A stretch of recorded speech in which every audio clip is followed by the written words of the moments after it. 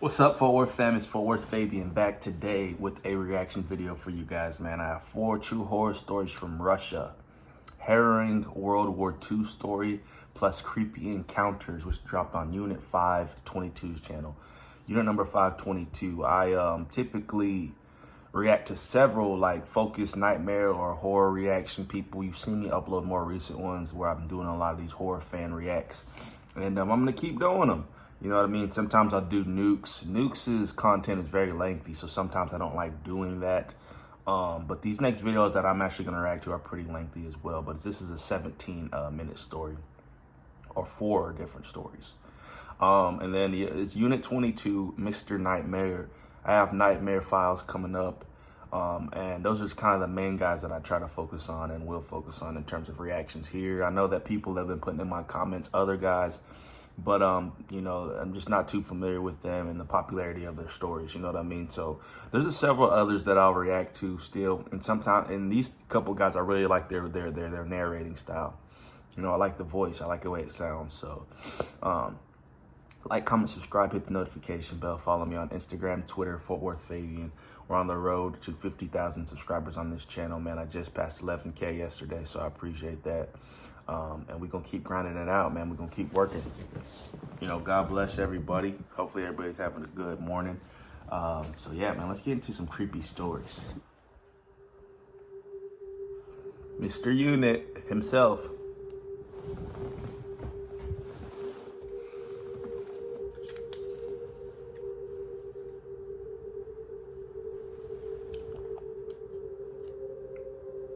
Thank you for taking the time to read my story. I'm very excited about your upcoming Chernobyl movie. It inspired me to share a story from my family's history. This is my grandmother's story. We'll call her Natalia. My family is originally from Russia. My grandmother relocated to the United States in the late 40s, shortly after World War II.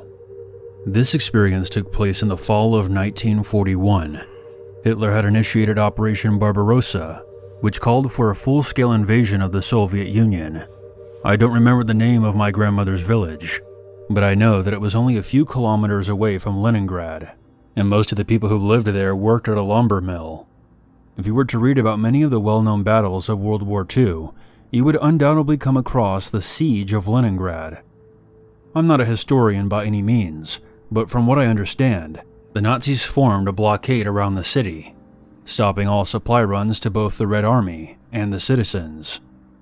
What is often overlooked is that many of the small villages and towns on the way to Leningrad were crushed by the Germans with little to no resistance. When the war began, many of these small villages were kept in the dark about the German advance, and with my grandmother being only a child at the time, there was a lot that she didn't know. On one gloomy September morning, she was playing outside with some of the other neighborhood children when she heard her father shouting as he ran down the road. "The Germans are coming! The Germans are coming! Run for your life!" Almost as soon as her father was done shouting, a loud cracking sound cut through the air, and the house next to Natalia's was instantly destroyed. My grandmother remembered the wails of agony coming from the pile of rubble. Her neighbors, who were still inside the house, were now trapped beneath the collapsed structure. Chaos erupted in the small town as villagers began to flee their homes. She was scooped up by her parents as they joined the rest of the panicked villagers.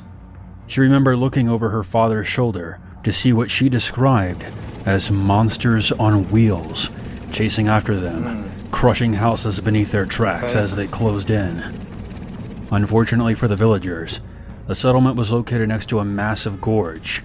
There was one of those stereotypical wooden bridges held together by rope, which was the only way across. The bridge had been deemed unsafe because of its decaying state. It was only used by fishermen to reach the rivers on the other side. The villagers called it the Fisherman's Path. There were plans to build a new bridge, but nothing ever came of it, a decision that the villagers would come to regret now that the Nazis were at their backs, and their only hope for escape was to cross the decrepit bridge. The village was protected by Russian troops, but they had been completely outmatched by the Nazis and also retreated to this bridge, presumably just before the attack on the village. When the crowd of frightened villagers gathered at the bridge entrance, they had guns pointed at them by the soldiers. The commanding officer explained to them that if everyone began running across the bridge at once, it would surely collapse, and that only a handful of people could go at a time. However, with the sounds of German tanks drawing closer, the soldiers were unable to maintain order, and the villagers began pushing past them to get to the bridge.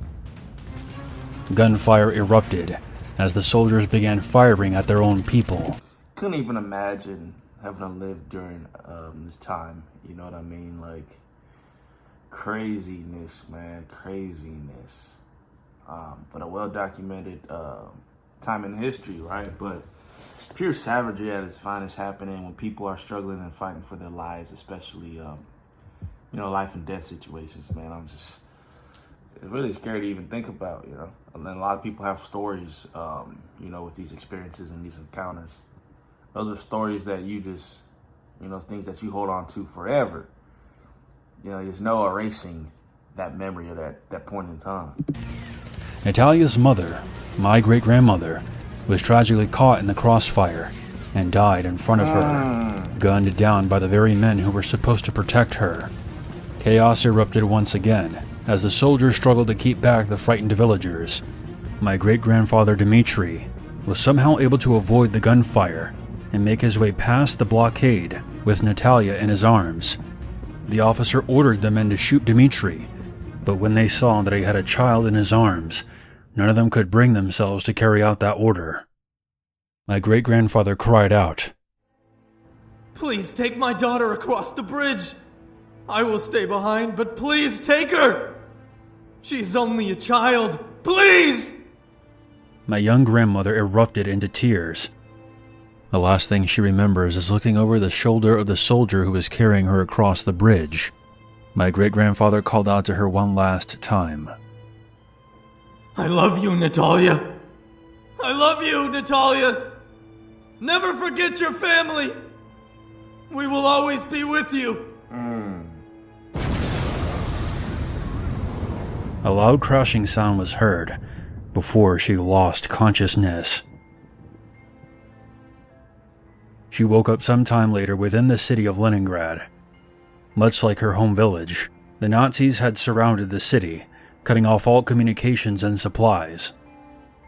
She stayed in a library that was converted into a shelter for citizens who had lost their homes. The soldier who rescued her would check in from time to time and would bring her bread whenever he could. Over the next 2.5 years, the city was constantly bombed by the Germans, and the lack of rations led to mass starvation among the citizens. Despite all this, Leningrad was never completely overtaken by the Nazis, and my grandmother survived. When she relocated to the United States, she eventually met my grandfather and started a family. She lived a good life until she passed away peacefully in 2003. Her memory inspires me every day. I couldn't imagine the horror of losing my parents and my home, and still having the will and determination to survive. Let us remember the men and women who fought bravely and died in World War II. I can only hope if that same evil ever returns to threaten our world, that we can all set aside our differences and unite against it, once again. I will end my story by sharing a quote from the great Winston Churchill. It's not enough that we do our best. Sometimes, we have to do what is required. Wow. Very deep. So that's the first story there. Pretty crazy, pretty wild, man. And like Unit mentioned, and what I kind of prefaced with, man, just living during those times, man, crazy. A lot of war, a lot of. It's not comparable to now, but kind of crazy how talking about not trying to face something of that nature, but with everything going on now, a lot of the injustice and stuff like that, and everybody rumoring, oh, World War III, but God forbid. I'm 30 years old. My family moved to the United States when I turned 14. I grew up in Russia, in a town called Kirov. It was big enough to house a full spread of criminal activity, from organized crime to cannibalistic hobos. These few stories are not tied together with anything else other than a cultural connection, and hopefully will give you a small glimpse of the state of Russia during the 90s, right after the collapse of the Soviet Union. When I was very little, we lived in a typical Russian 5-story apartment building in what was considered to be a middle-class neighborhood. It was fairly quiet, with nothing much happening, so us kids could play outside for as long as we wanted to, without adult supervision. I remember a man who lived on the first floor of our building. His kitchen window overlooked the staircase, which ran out to the sidewalk. He was probably in his mid to late 30s, always wearing a dirty wife beater, never a clean shave. Every time, it seemed, when I would walk or ride my bike past his window, he would jump up from his chair and begin to yell and shout as loud as he could at me, swearing, calling me all kinds of names, and threatening me. He would always do this with excessive violent movements and facial expressions. As a 4-year-old boy, I would just stand there in horror, watching him do this crazy, murderous rampage. He would fall on his elbows on the windowsill and shake his head feverishly, spitting out curses and death threats at me, with his eyes bulging.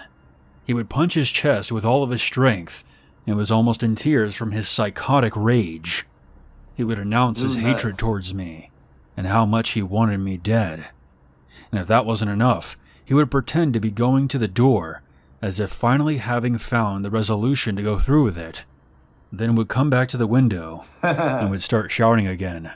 I just remember being shocked and would just stand there and let the horror overtake me, leaving the crazy man just staring at me out of his window. One day, the man disappeared. No more insane harassment at the window.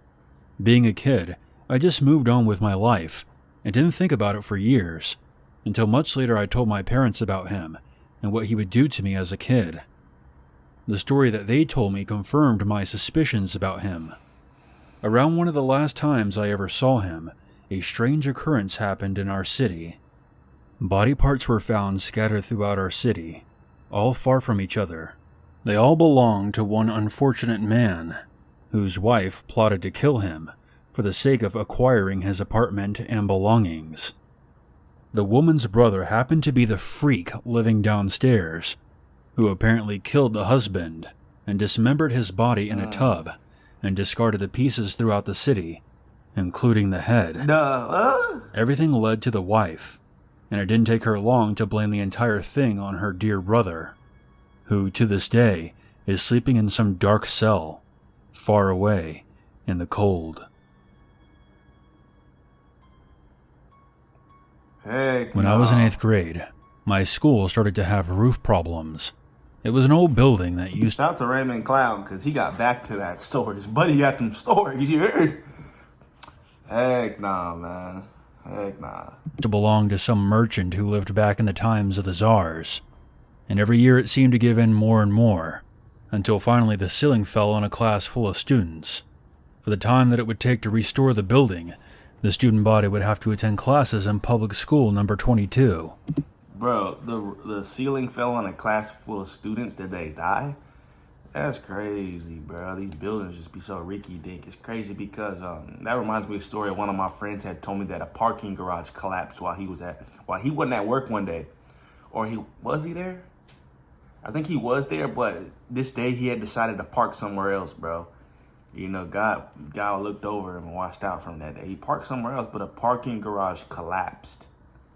You know, luckily nobody was actually in the parking garage, but basically just destroyed all these cars. But the company felt like they weren't liable for it. And I don't even know what happened with that story and how it all got settled, because I haven't really asked my friend about it in a long time. But at one point he was saying that they were not willing to cover damages. And it's like, that kind of baffles me, bro. I still remember it clearly. It was a fortress of bad behavior bordering on homicide. The students of Public School 22 mostly came from awful circumstances. At the time, street fighting was also very common in Russia, and the fights would rarely end with just a black eye or a busted lip. We're talking broken bones, fractured skulls, coma, or death. One day, as my friends and I were talking in the hallway between classes, a big, bald kid approached us with the entourage of hopeless degenerates.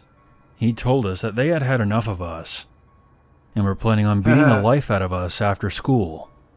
They didn't like us from the start because our school was considered preppy, and they acted as if we were intruding upon their territory. He told us that they were all going to be there, and it was gearing up to be a great show.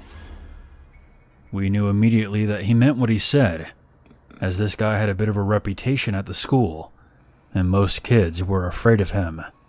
He was one of those people who would swing at anyone who did anything to annoy him. And he wasn't alone. There were many who had his back. We told our teachers what he said, and they secretly let us go 20 minutes before the last class was over. My friends and I all banded together as we got dressed for the winter day outside and left the school. The plan was to stick together and walk to the bus stop. I got on my bus and stood by the window. The route led right by the school, and I would be able to see the courtyard in front of the main entrance and what could be happening there.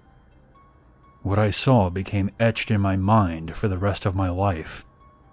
On the white snow, in the clearing just before the large doors of public school number 22, was an assembly of between 200 and 250, mostly male figures, dressed in black colors, forming a giant... Dang, he beat you to the punch. They thought they could leave class early or get home, but buddy, he was thinking ahead. And he's 200 deep. This ain't a ass kicking, man. This is a death wish, really. Excuse my language. Circle. In the middle of the circle, I could see a fight taking place. Just two of them. One with his arms thrown open, as if taunting his opponent, and the other, someone who did not look like they wanted to be there. This turned out to be a big operation on their part. I later learned that once they found out we left early, they decided to beat up on some of their own, and some poor random kid was picked and beaten so hard he ended up in the ICU.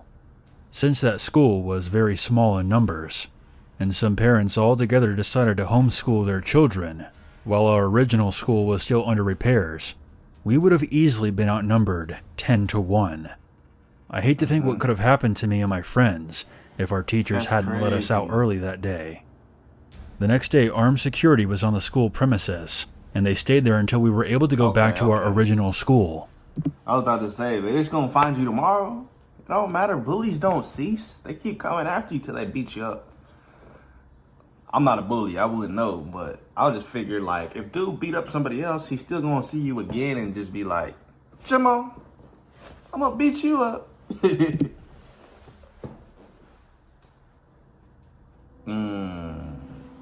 This last story is my personal claim to victory in the game of life or death, which happens to fall into our hands from time to time, for seemingly no apparent reason at all. I was only 9 at the time, and we had just moved to a better location. Our apartment was on the 6th floor, and was the last one on the landing. It was the furthest you could go from the entrance of the building, and was fairly secluded. The staircase was also completely indoors, with 4 apartments to a floor. One day, I came home from school around 2 p.m. My parents weren't due back for at least another 3 hours, and I set about doing my usual homework, watching TV, and emptying out the fridge. It was around the time that I settled down for an episode of Babylon 5 that I heard the front doorbell ring. This was very odd, as my parents both had their keys, and no one else usually visited around this time of day. I went over to the front door and asked, "Who is it?" I heard a man answer back, "Hello there. I am from the electrical company. We are doing a routine check on the electrical meters. May I come in and inspect yours? It will only take a minute." Hello there, I'm from the electrical company. But he got his Russian accent spot on, bro. Hello there. I looked through the peephole and saw a young man, probably nearing his 30s, very clean, neatly dressed, with his hair combed to the side. He held a clipboard in his hand with some papers attached. I was about to twist open the lock when something caught my eye. Because of the fisheye view I had on the landing, I could also see a little extra to the sides, on my left and the man's right. I saw a light bouncing from what looked like a sharp metal object. It took me a second, but I clearly saw what it was. It was the cutting edge of an axe. Someone was standing right next to the door, attempting to hide from view, holding an axe in their hands. At this point, my memory gets blurry. I remember stepping away from the door and creeping into my room, which was the furthest in the hallway. I closed my door and didn't come back out until my parents got back. The bell kept ringing for a few more minutes, and then it finally fell silent. I never told anyone about it until now. So these were my stories, and I think there's always something important to learn from encounters like this. So that right there, man, that's Unit 522 with true horror stories from Russia. That's crazy, bruh. It was kind of straightforward and simple. Like, Russians, I feel like a lot of people's crazy, but you do hear crazy stuff about Russians, like, especially in their street life and, their little gangs or mafia, whatever. They're savage. Like the Russian mafia, whatever they are, you don't play with that, you know what I mean? But yeah, that's crazy, man. Obviously, I'm not opening the door for nobody if I don't know who you are. And kids, if you watching this, don't open the door just randomly just because you feel like, that ain't the move, man. You got to protect yourself. But like, comment, subscribe, hit the notification bell. Follow me on Instagram and Twitter at @Fabian. Road to 50,000 subscribers, man. See you guys in the next video. Peace.